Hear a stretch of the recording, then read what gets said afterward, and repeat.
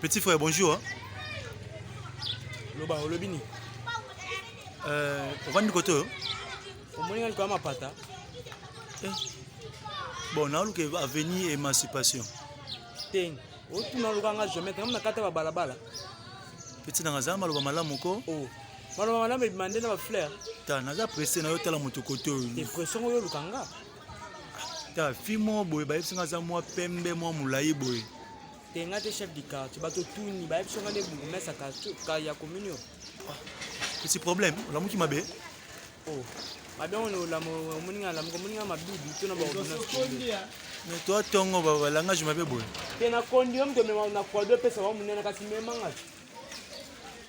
Langage mabe. Mais on pas labo, mais on a labo kasi comme kitoko, pas gynécologue. Bon, expliquez à terre, expliquez à venir ni émancipation za wapna kendi. Na tamboli trop.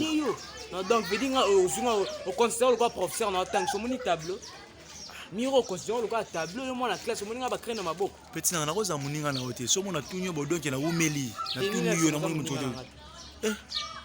Totali carte de lecteur na nga.